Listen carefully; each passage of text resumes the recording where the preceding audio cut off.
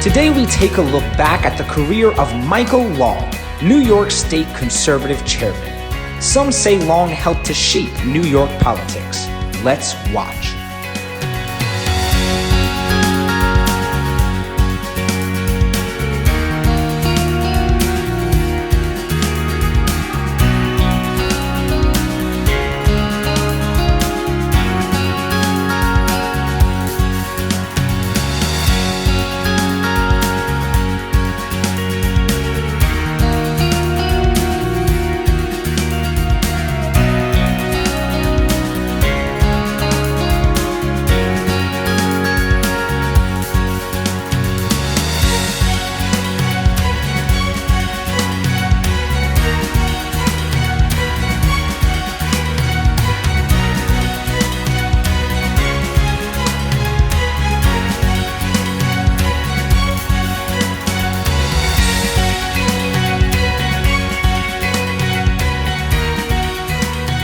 Good evening, and thank you for being here to share a very special night honoring our longtime chairman and my very good friend Mike Long. Following Mike's footsteps, and they're big steps, is both difficult and a great honor, because he set a standard, he set a bar that people ask me how I'm doing.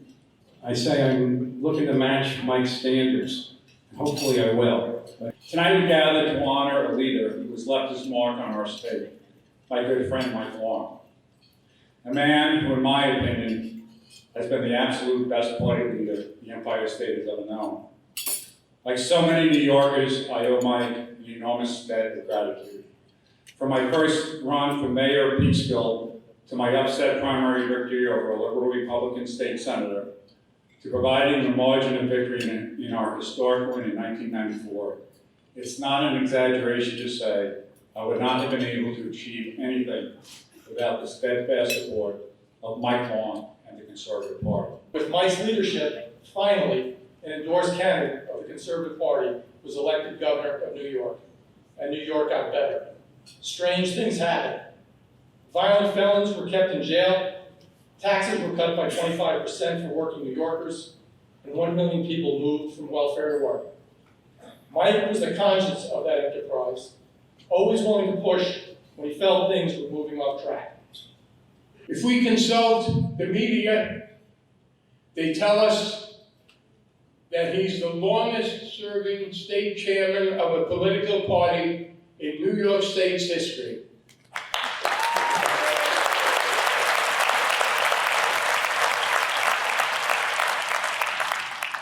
They say that begrudgingly, by the way.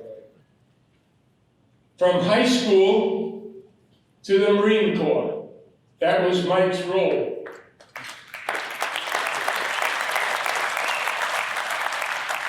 After his honorable discharge, he was smart enough to marry Eileen. 9 children and 24 grandchildren. 24. Eileen Kehoe. 23. Well, I'm probably only a month ahead of you. Oh, 3 great-grandchildren. Well, he's certainly trying to enlarge the membership of the Conservative Party. He's doing his best. We can take pride in Mike. We can take pride in Eileen. We can take pride in their family and the Conservative Party family because they have integrity, because they have honesty, because they have honor.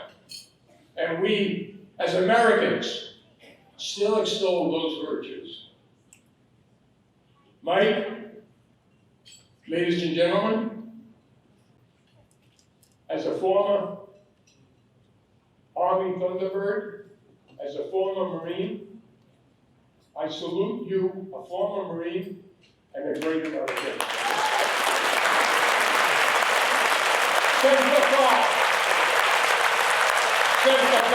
What you've done over the years here in New York is a standard to which we should all aspire. When I was a student and the Conservative Party was formed in New York, I can tell you that as the conservative movement began to grow, whenever we felt despondent, we'd say, If those people in New York, in the belly of the beast, can organize to fight for conservative principle, what right do we have to complain? Everybody gets up here tonight is gonna say nice things about my brother, but I lived with him when we were a little younger, so if you want, I'll see you later, and I'll give it a real scoop. It was 25 years ago, in May of 1994, that we stood in this room, on this platform, the candidates of the Republican Party, and a day or two later, the candidates for the Conservative Party, and we both won a statewide election because of the votes that we earned on the Conservative Party line. As a matter of fact, I don't want to make this about me. I want to make this about Mike Long and the Conservative Party, but I have to say that while I've been for my entire life a registered Republican, most of what I accomplished professionally in my political career was courtesy of the Conservative Party. I never would have been and had the opportunity to seek that Republican endorsement by running in the primary were it not for the Conservative Party. Were it not for Mike Long, Sark Maltese, and Dan Mahoney coming together, the two of them going to Dan and saying, let's give him a chance. And then starting and saying to me, you've got to move throughout the state. And we really did, and Howard Lynn was a real pain in the neck. Did you call this one? Did you call that one? I mean, there are more. And I have to tell you, I had given up drinking. You can't give up drinking. I'm going to give you a Diet Coke. And the places that they would hold upstate, these little get-togethers, every one of them was in a tavern. So I took up drinking again. I had to be with the crew. And they gave me the opportunity to run in the Conservative Party. So I had more help, Senator Buckley, from this party than anyone ever could have possibly had. It wouldn't have happened were they not there. It was Mike Long, his principles, the principles of Dan Mahoney and Sark Maltese, that really moved it. And I'll tell you, we can do it again. It's not going to be easy. You got 3 million more Democrats than Republicans, but look at the nonsense. They are alienating their own. That left wing has gone absolutely out of their mind. I mean, you're going to pay people who are not disabled, but if they don't want to work, we're going to guarantee them an income? Oh, really? That's terrific. We're going to be energy independent, and we're not even going to burn gasoline or gas or use atomic energy. What are we going to do? What about the trillions of dollars that the energy industry now produces for this country? We finally became one of the things that the president did, which is the best, we should talk about it more instead of some of the other nonsense, is made us energy independent. What do you think this economy is booming for? We've got to really stand up and talk about these things. That's what Eileen Buckley did. Based upon those things, based upon the principles that Mike Long demonstrated, we can win again. Mike, thank you for your stewardship, for your leadership, and for your friendship. When Mike took charge in December of 1988, he declared that, quote, our party is more than a political party. Our party is a movement, and I want to rejuvenate that movement. But we are now moving into a period of dangerously uncharted waters. As last fall's Democratic landslide suggests, New York may now be bluer than ever. Candidates for their party's presidential nomination this year are already competing to see who can offer the most extravagantly progressive proposals. And pollers tell us that our youngest voters now prefer socialism to capitalism. If so, That is hardly surprising as our country today is faced by a most fundamental problem, and that is the problem of historical ignorance. Over the past generation and more, our educators have abdicated their responsibility to ground their students in the fundamentals of the American experience.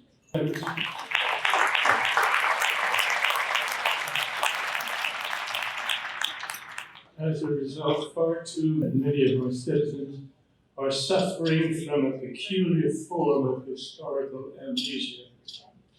They remember all our past sins, such as slavery and the treatment of the Indians, but far too few of them have sufficient awareness of the constitutional and economic principles that, on the historical record, had made ours the most productive, prosperous, innovative, generous, and free society the world had known.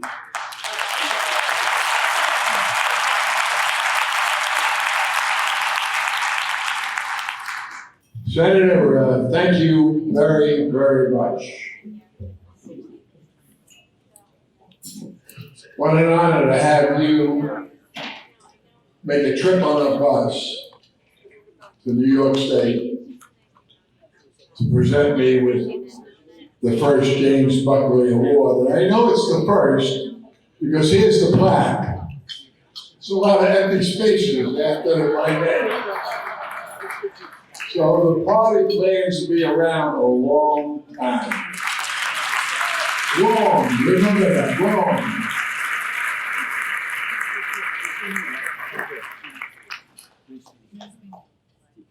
You know, I want to thank all the people who made presentations tonight. And I'm a little disappointed, Jerry. I thought that you would at least have Andrew Cuomo and Bill de Blasio here. But as Jerry just said to me, they were busy destroying the state tonight. Blasio is busy destroying the city, but he's running for president of the United States. They're not bad guys, let me tell you. They're just dead wrong in everything they believe in. Dead wrong.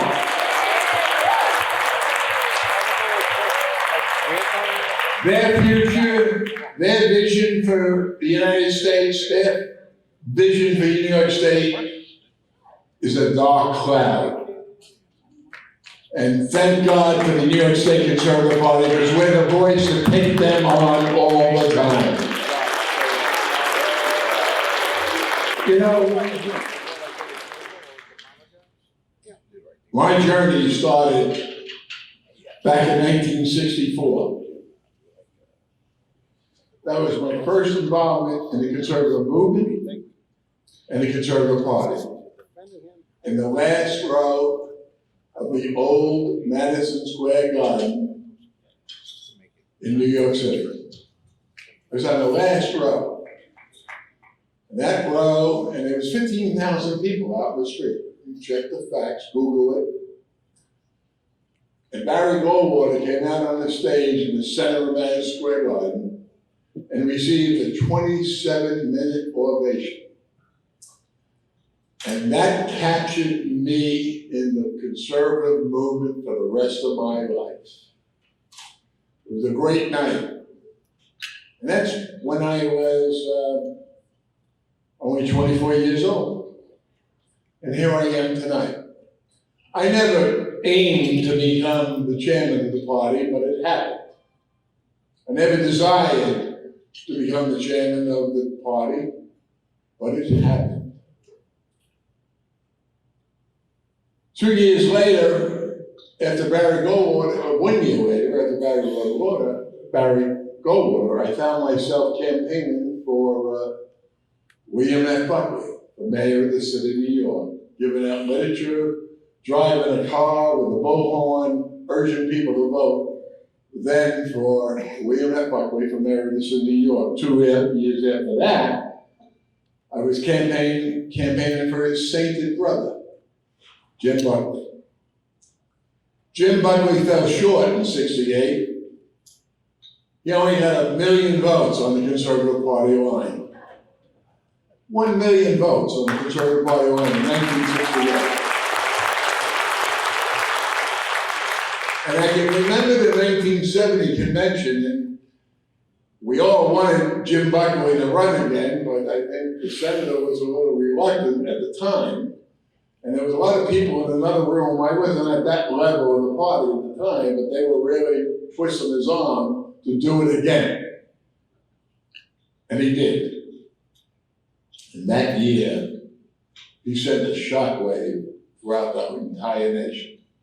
He got over 2 million votes on the Conservative Party line. He defeated the Democrat, the Republican. He became the United States Senator from the state of New York on the Conservative Party line. And that really established and made it very clear where we were as a party. From then on in, it was the party that provided the margin of victory for many, many candidates. In 1980, this party, the Conservative Party, provided the margin of victory for then candidate Ronald Reagan, who ultimately became president of the United States. We carried New York in 1980 and 1984. We provided the margin of victory for Al D'Amato. And then in 1994, we carried, with the margin of victory, with the votes on the Conservative Party line, for George Pataki, and we retired Mario Cuomo. The very same year, with the votes on our line, that we elected Dennis Vacco to Attorney General. Over the years, we elected a state controller, Ned Reagan, and through the years, we elected numerous congressional candidates, state senators, assemblymen, because of the votes on the Conservative Party line. This was not done by one person. This was not done by Mike Long. This was done by you. This was done by thousands of people throughout the state of New York who believe in the principles of the party. The volunteers, the donors, the people that lifted me up on their shoulders to make me look good as state chairman. In closing, let me humbly thank you and the officers members again. And let me also thank the new chairman, Jerry Kassar, for this fabulous night. I know the party has selected the right person to fill the void. I know he understands and will uphold the values and principles and the beliefs that Karen, Dan, Surf, and myself